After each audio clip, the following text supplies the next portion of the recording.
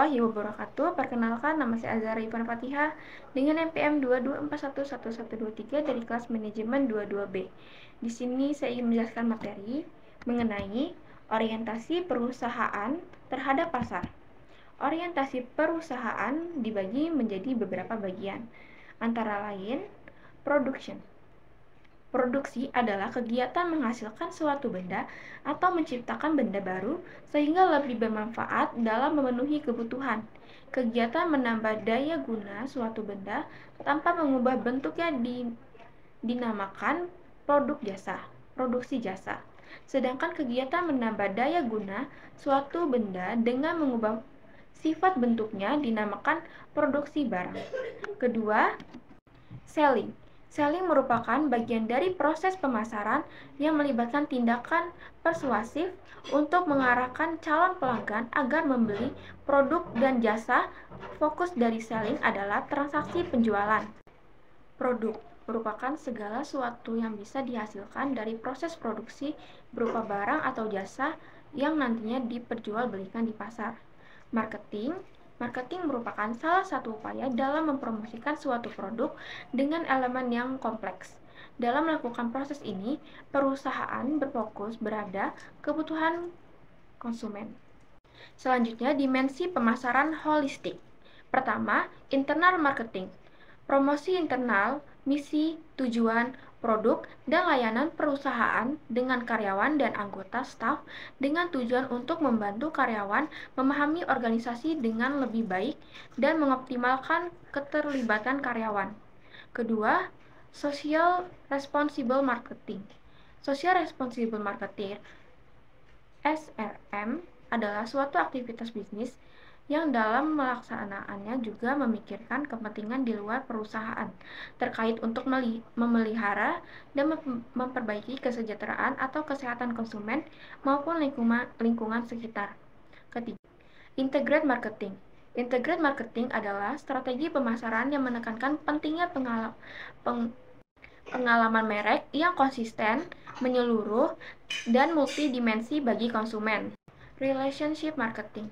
Relationship marketing adalah strategi pemasaran yang berfokus pada pengembangan hubungan jangka panjang dengan pelanggan.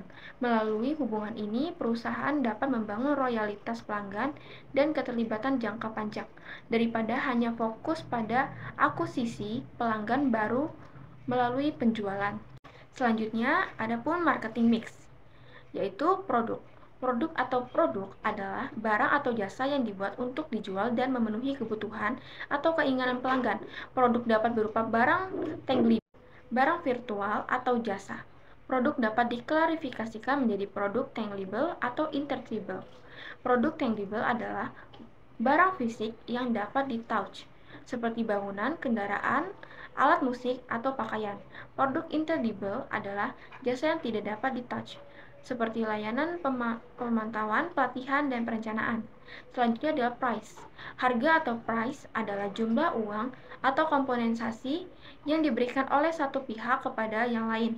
Dalam pertukaran barang atau jasa, harga merupakan faktor penting yang mempengaruhi kebutuhan pembelian dan penjualan, serta menjadi titik harga dalam ekonomi. Promotion adalah serangkaian rencana dan taktik yang berkaitan dengan promosi produk.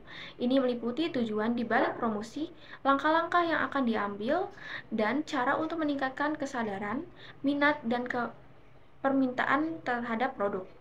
Place atau tempat merujuk pada saluran distribusi atau lokasi di mana produk atau jasa tersedia bagi konsumen. Ini mencakup keputusan terkait dengan distribusi fisik, menempatkan produk di pasar, saluran distribusi, serta strategi penempatan produk untuk memastikan ketersediaan produk kepada konsumen. Pemasaran kinerja. Pertama, akuntabilitas keuangan. Kedua, pemasaran tanggung jawab sosial. Ketiga, inisiatif sosial.